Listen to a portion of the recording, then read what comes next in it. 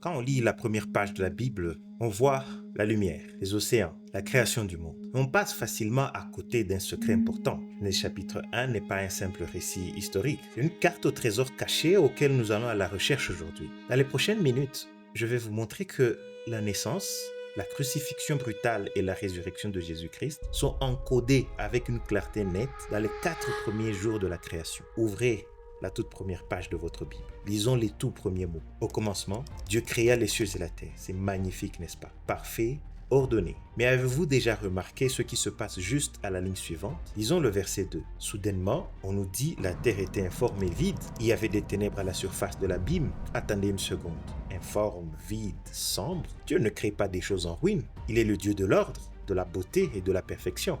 Alors, qu'est-ce qui s'est passé dans cet espace invisible entre le verset 1 et le verset 2? Pourquoi cette perfection est devenue un abîme de ténèbres? La réponse nous révèle le plus grand drame de l'univers. Entre ces deux versets, une rébellion a eu lieu. Satan, rempli d'orgueil, s'est opposé à la volonté de Dieu et cette rébellion a tout brisé. Le monde a été plongé dans le chaos. Dieu représente la lumière absolue, la vie et l'ordre. Satan, lui, a apporté les ténèbres, la mort et le vide. Et soyons honnêtes, cette tragédie ne s'est pas arrêtée à la création de la terre. L'humanité aussi est tombée dans cette même ruine. Peut-être qu'aujourd'hui, c'est exactement ce que vous ressentez à l'intérieur. Informe, vide, plongé dans des ténèbres que vous ne contrôlez pas. Mais voici le secret caché dans le livre de Genèse. Dieu ne nous a pas laissés dans le noir. Il a immédiatement mis en marche un plan du salut, une rédemption guidée par une grâce si abondante qu'elle dépasse notre imagination. Et ce plan du salut est là, juste sous nos yeux. Toute l'œuvre de notre salut, l'histoire de Jésus-Christ, est dessinée de manière prophétique dans les 6 premiers jours de la création. Regardons de plus près. Les 4 premiers jours de Genèse ne sont pas qu'une histoire ancienne. Ils illustrent les 4 grandes étapes de notre rédemption. Et tout commence par la première étape. Le point de départ, c'est le premier jour. L'œuvre de ce tout premier jour représente l'incarnation. C'est un grand mot, mais qu'est-ce que l'incarnation signifie vraiment? Imaginez un gouffre infini. D'un côté, il y a nous, une humanité déchue, brisée, assise dans les ténèbres. De l'autre côté, il y a un Dieu saint, pur, intouchable. Pour que nous soyons sauvés, il fallait construire un pont au-dessus de ce gouffre. Dieu a construit ce pont d'une manière inimaginable, en devenant l'un d'entre nous. Il fallait que la parole, l'essence même de Dieu, devienne la chair humaine. Il fallait que le roi de l'univers prenne la forme d'un simple serviteur. Et quand nous mettons le premier chapitre de Genèse à côté de l'histoire de la naissance de Jésus, 5 parallèles incroyables apparaissent. 5 indices laissés par Dieu. Premièrement, l'œuvre du Saint-Esprit. Genèse nous dit que dans cette obscurité totale, l'Esprit de Dieu se mouvait au-dessus des eaux. Il planait, préparait la vie. Des milliers d'années plus tard, imaginez une jeune fille nommée Marie, confuse et effrayée. Qu'est-ce que l'ange Gabriel lui a dit dans l'évangile de Luc? Le Saint-Esprit viendra sur toi et la puissance du Très-Haut te couvrira de son ombre. Le même esprit, la même puissance apportant la vie au milieu du vide. Deuxièmement, la parole jaillit comme une lumière. Dans Genèse, Dieu parle dans l'obscurité. Il dit simplement que la lumière soit. Et les ténèbres sont instantanément vaincues. La lumière fut. Maintenant, avançons dans le temps jusqu'à une nuit froide à Bethléem. Les bergers sont assis dans l'obscurité, gardent des moutons. Soudain, l'évangile de Luc nous dit la gloire du Seigneur resplendit autour d'eux. Une lumière divine a déchiré la nuit. Et plus tard, un vieil homme sage nommé Siméon prendra le petit bébé Jésus dans ses bras dans le temple. Avec des larmes dans les yeux, il regardera ce bébé et dira à Dieu, « Mes yeux ont vu ton salut, une lumière pour éclairer les nations. » Jésus n'a pas seulement apporté la lumière, il était la lumière dont on parle au premier jour. Troisièmement, la lumière est approuvée par Dieu. Après avoir créé cette lumière, Genèse 1, verset 4 nous dit « Dieu vit que la lumière était bonne, elle était parfaite. Elle faisait exactement ce qu'elle devait faire. » Le livre d'Ecclésiaste nous rappelle que Dieu fait toutes choses bonnes en son temps. Et nous voyons cette même perfection absolue en Jésus. L'évangile de Luc, toujours, nous dit que l'enfant Jésus croissait en sagesse, en statut et en grâce devant Dieu et devant les hommes. Une beauté divine que le Père regardait avec une fierté totale. Quatrièmement, la séparation. Genèse continue en disant « Dieu sépara la lumière d'avec les ténèbres. Les deux ne peuvent pas se mélanger. » Et c'est exactement ce qui s'est passé avec Jésus-Christ. Jésus est devenu humain. Oui, il a pleuré avec nous, il a mangé avec nous, il a marché sur nos routes remplies de poussière, mais il n'a jamais partagé notre nature pécheresse. L'auteur de Hébreux nous dit, en nous rassurant, qu'il était saint, innocent, sans tache, séparé des pécheurs. Il était au milieu de nos ténèbres, mais les ténèbres n'ont jamais été trouvées en lui. Et enfin, Le cinquième parallèle, c'est le nom. À la fin du premier jour de la création, Dieu ne laisse pas cette lumière sans identité. Il fait quelque chose de très personnel. Il la nomme. Genèse 1,5 déclare: Dieu appela la lumière jour. Il lui a donné un but et un nom. De la même manière, quand le moment est venu d'envoyer sa propre lumière dans le monde, Dieu a envoyé un ange à Joseph avec une instruction très précise dans l'évangile de Matthieu. Elle enfantera un fils et tu lui donneras le nom de Jésus, car c'est lui qui sauvera son peuple de ses péchés. Le Dieu qui a nommé la première lumière de la création, il a nommé la lumière qui allait aussi sauver notre âme. Mais ce n'était que le premier jour. L'incarnation n'était que l'arrivée du pont. Pour que vous et moi soyons véritablement sauvés, rachetés et purifiés, ce pont allait devoir traverser quelque chose de terrible. Cela nous amène au jour numéro 2. Si vous lisez le premier chapitre de Genèse attentivement, vous allez remarquer quelque chose de très étrange, une anomalie. À la fin du premier jour, la Bible dit, Dieu vit que cela était bon. À la fin du troisième jour, il dit, cela était bon. Le quatrième, le cinquième, le sixième jour, toujours la même phrase. Cela était bon. Mais regardez le deuxième jour. Lisez le texte. Dieu fait son œuvre, le soir arrive, le matin arrive et il n'y a rien. Dieu ne dit pas que c'était bon. Est-ce qu'il a oublié? Est-ce que c'est une erreur? Dieu ne fait pas d'erreur. Cette omission est intentionnelle. Et quand on comprend ce que ce deuxième jour représente réellement, cela vous donne des frissons. Le premier jour, nous l'avons vu, c'était l'incarnation, la lumière venue dans le monde. Mais la lumière ne suffisait pas. Devenir un homme n'allait pas suffire à nous sauver. Jésus lui-même l'a expliqué dans l'évangile de Jean. Si le grain de blé qui est tombé en terre ne meurt, il reste seul. Mais s'il meurt, il porte beaucoup de fruits. Sans la mort, sans l'effusion de sang, le pardon des péchés est impossible. Après le miracle de l'incarnation, devait venir l'horreur de la crucifixion. L'œuvre du deuxième jour de la création est une image parfaite de la croix de Christ. Qu'est-ce qui se passe exactement lorsque ce deuxième jour arrive? Dieu crée une étendue, un firmament, un espace immense. Et quel est le but de cette étendue? Genèse 1, verset 6 nous dit qu'elle est là pour séparer les eaux d'avec les eaux. Le mot-clé ici, c'est la séparation, la division, l'isolement total. La croix était le lieu de l'isolement absolu. Sur cette croix de bois, Christ a été littéralement déchiré, séparé. Il a été séparé de l'humanité, rejeté par son propre peuple. Ce que le prophète Ésaïe avait annoncé, il a été retranché de la terre des vivants. Mais bien pire que ça, il a été séparé de Dieu le Père. Pour la première fois dans toute l'éternité, la communion parfaite de la Trinité a été brisée. C'est pourquoi, suspendu dans les ténèbres, Jésus a hurlé d'une voix forte, Eli, Eli, lama sabachthani. Mon Dieu, pourquoi m'as-tu abandonné? L'étendue du deuxième jour, cet espace vide et isolant, c'est Christ sur la croix, suspendu entre le ciel et la terre, abandonné par les deux. Et Dieu a laissé 4 indices incroyables dans ce texte pour nous le prouver. Le premier détail, l'étendue était prévue avant même d'être créée. Dans Genèse 1, verset 6, Dieu prononce l'étendue. Il dit ce qu'elle sera. Et c'est seulement au verset 7 qu'il fait l'étendue. Il y a un plan, puis une exécution. La croix n'était pas un plan de secours parce que les choses avaient mal tourné. Non. Apocalypse nous dit que Jésus est l'agneau qui a été immolé dès la fondation du monde. La croix était planifiée avant même que le premier arbre ne pousse en Éden. Le deuxième détail, regardons où Dieu place cette étendue, au milieu des eaux. Dans la Bible, l'eau est souvent un symbole pour l'humanité. Apocalypse dit que les eaux représentent des peuples, des foules, des nations. Où est-ce que la croix a été plantée? Exactement au milieu de l'humanité. Géographiquement, Jérusalem est au carrefour de l'Orient et de l'Occident. Physiquement, sur la colline de Golgotha, l'évangile de Jean nous rappelle un détail frappant. C'est là qu'il fut crucifié et 2 autres avec lui, un de chaque côté. Jésus était au milieu. Troisième détail. Cette étendue divise les eaux. Elle crée une démarcation absolue. La croix de Christ fait exactement la même chose avec l'humanité. Elle est la grande ligne de division de l'histoire humaine. Pensez aux 2 criminels crucifiés à côté de Jésus. L'un s'est moqué de lui, s'endurcissant dans son rejet. L'autre s'est repenti et a trouvé le paradis. La croix sépare toujours l'humanité en 2 camps, ceux qui croient et ceux qui refusent de croire. Et enfin, le 4e détail qui a construit cette étendue, Genèse 1,7 est très clair.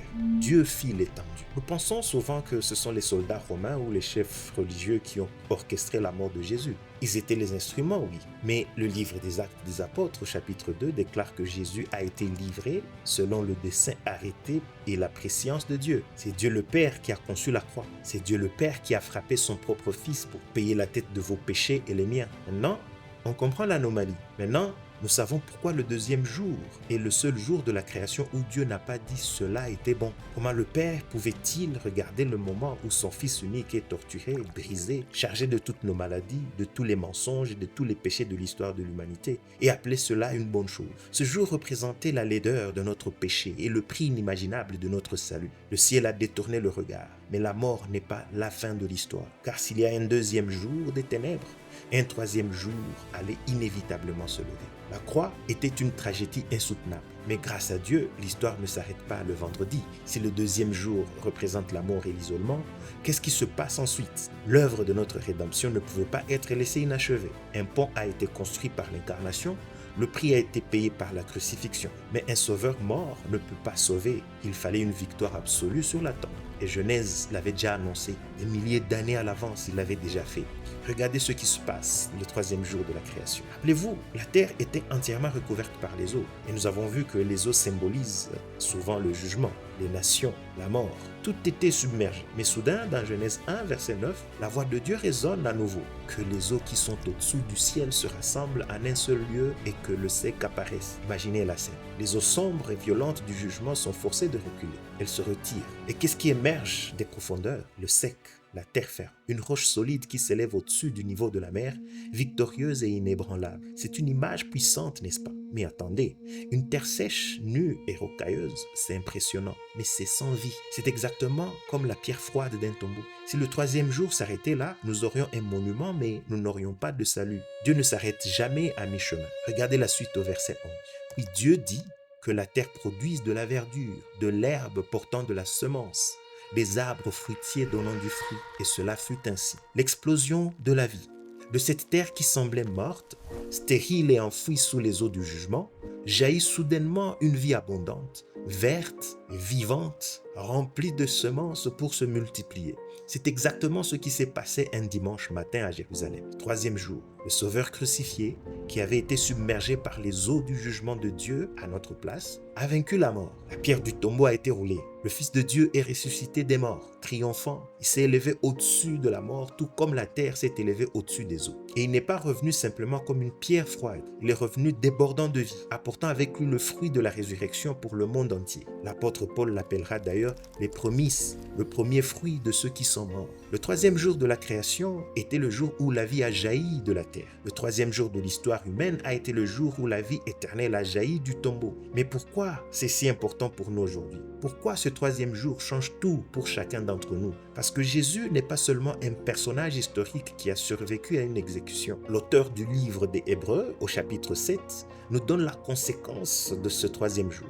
Il écrit, c'est aussi pour cela qu'il peut sauver parfaitement ceux qui s'approchent de Dieu par lui, étant toujours vivant pour intercéder en leur faveur. Écoutez bien ce mot, parfaitement, totalement, jusqu'au bout. Parce que le troisième jour a eu lieu, nous n'avons pas un sauveur lointain. Nous avons un sauveur qui est vivant aujourd'hui. En ce moment précis, il se tient devant le Père et il intercède pour nous. Il plaide pour notre cause. Notre rédemption n'est pas basée sur nos propres efforts ou sur notre capacité à rester pur. Elle est garantie par la vie indestructible de celui qui a vaincu le tombeau. L'incarnation a posé le pont. La croix a payé la dette. La résurrection a garanti la victoire. Mais il manque encore une étape. Car Jésus n'est pas resté sur la terre après sa résurrection. Il est parti. Et s'il est parti, qui prend soin de nous maintenant? Comment cette lumière, cette vie, comment elle peut atteindre les coins les plus sombres de notre propre cœur? C'est ici que nous arrivons au miracle du quatrième jour. La résurrection est le miracle qui a changé tout. Mais avez-vous remarqué que ce n'est pas la fin de l'histoire? Jésus n'est pas resté sur la terre après être sorti du tombeau. S'il l'avait fait, il aurait été un roi glorieux, certes, mais localisé en un seul endroit. Il fallait que la rédemption atteigne une dimension cosmique. Et là encore, Genèse nous avait préparé à ça. Lisons ensemble ce qui se passe le quatrième jour. Genèse 1, versets 14 à 19. Dieu dit qu'il y ait des luminaires dans l'étendue du ciel. Dieu fit les deux grands luminaires. Le plus grand luminaire pour présider au jour et le plus petit luminaire pour présider à la nuit. Il fit aussi les étoiles. Dieu les plaça dans l'étendue du ciel. Et Dieu vit que cela était bon. Arrêtons-nous un instant, car il y a ici un mystère. Dieu a créé la lumière le tout premier jour. Nous l'avons lu. Alors pourquoi il crée le soleil et la lune seulement le quatrième jour? Comment il pouvait y avoir de la lumière avant le soleil? Parce que le premier jour, c'était l'essence même de la lumière venant dans le monde, l'incarnation de Christ. Mais le quatrième jour représente une étape différente. Le quatrième jour ne parle pas de l'apparition de la lumière, mais de la position de cette lumière dans les cieux. Le quatrième jour de la création pointe l'ascension de notre Seigneur. Après sa résurrection miraculeuse, où Jésus est-il allé? L'Épître aux Hébreux, chapitre 9, nous donne la réponse. Car Christ n'est pas entré dans un sanctuaire fait de main d'homme, mais il est entré dans le ciel même afin de comparaître maintenant pour nous devant la face de Dieu. Au quatrième jour, la perspective de Genèse change radicalement. Pendant les 3 premiers jours, l'attention de Dieu était concentrée sur la terre, les eaux, la végétation, la poussière. Mais au quatrième jour, nos yeux sont soudainement levés vers les étoiles. Notre attention se déplace de la terre vers les cieux. Et ces 2 luminaires, ils racontent une histoire incroyable. Dieu a placé le plus grand luminaire, le soleil, pour présider, pour régner. C'est une image de Christ, la véritable lumière du monde montée au ciel, brillant de toute sa gloire souveraine, assis à la droite du Père. Mais Dieu a aussi placé un petit luminaire pour briller pendant la nuit, la lune. Vous savez, la lune n'a aucune lumière par elle-même. C'est juste un astre froid et poussiéreux. Sa seule capacité est de refléter la lumière du soleil pendant que le soleil est caché à nos yeux. C'est vous, c'est moi, c'est l'Église. Pendant que notre soleil Christ est dans les cieux, nous sommes laissés ici-bas dans la nuit de ce monde avec un seul but, refléter sa gloire éblouissante dans les ténèbres. Mais alors, on peut s'étonner car on voit que la vie sur cette terre peut être incroyablement lourde. Nous sommes constamment distraits par les problèmes du quotidien.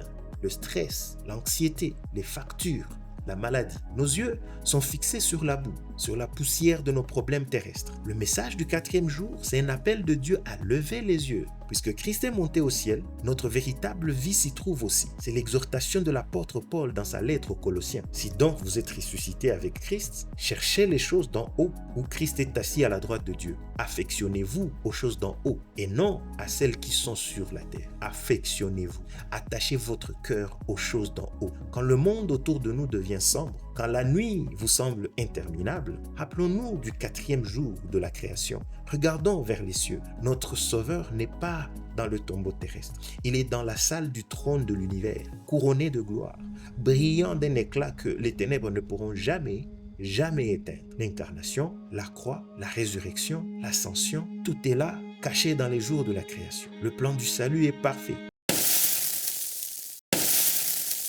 Mais un roi assis sur un trône céleste, ce n'est toujours pas la fin. Il manque l'apothéose, il manque le couronnement de toute cette œuvre. Mais avant d'y arriver, nous devons regarder de plus près ces 2 astres au 4e jour. Car Dieu n'a rien laissé au hasard. Ces 2 grands luminaires ne sont pas seulement des boules de gaz et de roches flottant dans l'espace. Ils sont une prophétie vivante, gravée dans le ciel pour que chaque génération puisse la lire. Regardons le plus grand luminaire, le soleil. Si on lit le tout dernier livre de l'Ancien Testament, le livre du prophète Malachie, on y trouve une promesse absolument magnifique. Écoutez comment Dieu décrit Christ qui devait venir. Malachie chapitre 4, verset 2.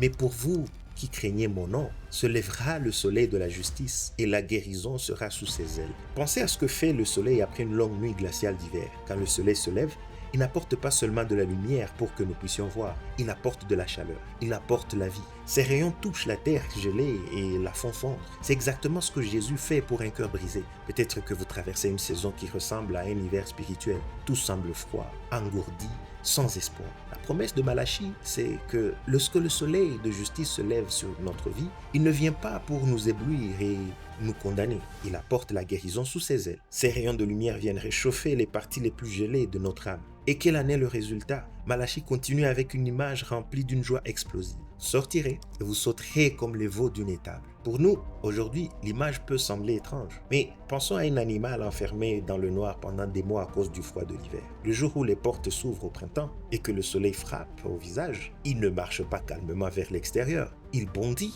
il saute de joie. C'est la libération totale. Voilà l'effet du soleil et de la justice sur une vie humaine. Mais qu'est-ce qu'il en est du 2e luminaire, la lune? Nous avons dit qu'elle représente l'Église, mais elle représente en réalité l'ensemble du peuple de Dieu à travers toute l'histoire. Israël d'abord, puis l'Église. Pensez à la nature même de la Lune. La Lune est incapable de produire sa propre lumière. Si vous éteignez le Soleil, la Lune disparaît instantanément dans les ténèbres. Toute sa beauté, tout son éclat n'est qu'un reflet emprunté. C'est le résumé parfait de la vie chrétienne. Nous n'avons pas à générer notre propre sainteté. Nous n'avons pas à forcer la lumière à sortir de nous. Notre seul travail, c'est de rester positionné face au Soleil, face à Christ. Et plus nous le regardons, plus le monde verra sa lumière se refléter sur notre visage. Et voici où la beauté de la parole de Dieu devient stupéfiante. Si Genèse est le livre des commencements, comment la Bible se termine-t-elle? Trouvons-nous ces mêmes symboles à la toute fin de l'histoire? Absolument. Ouvrons le livre d'Apocalypse, le tout dernier livre, le chapitre 12, verset 1. On nous décrit une vision céleste à couper le souffle. Un grand signe parut dans le ciel, une femme enveloppée du soleil, la lune sous ses pieds et une couronne de 12 étoiles sur sa tête. Cette femme symbolise le peuple de Dieu, l'Église qui porte son témoignage. Et regardons comment elle est habillée. Elle est littéralement enveloppée de l'éclat de Christ, le soleil de la justice. Et la lune est sous ses pieds, montrant que l'univers entier est le théâtre de cette rédemption. Depuis Genèse chapitre 1 jusqu'à Apocalypse chapitre 12, Dieu a tissé un fil d'or invisible. Ce que Dieu a commencé dans l'obscurité de l'espace au 4e jour de la création, il le mène à sa conclusion glorieuse à la fin des temps. Mais si les 4 premiers jours racontent l'incarnation, la croix, la résurrection et l'ascension, que restait-il? Que fait Christ après être monté au ciel et s'être assis sur son trône céleste? L'œuvre de la rédemption n'est pas complète. Tant que ces effets ne transforment pas radicalement le monde en bas, il y a toujours quelque chose à faire. Il faut avancer dans l'histoire de la création.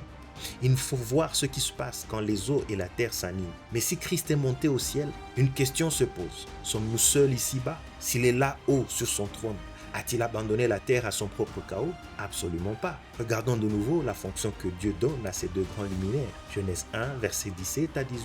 Dieu leur donne 2 missions précises. Premièrement, éclairer la terre. Même si le soleil est distant de millions de kilomètres, sa lumière et son énergie touchent chaque millimètre de notre planète. De la même manière, même si Christ est dans les lieux célestes, son esprit, sa lumière et sa puissance sont activement à l'œuvre sur la terre, ici et maintenant.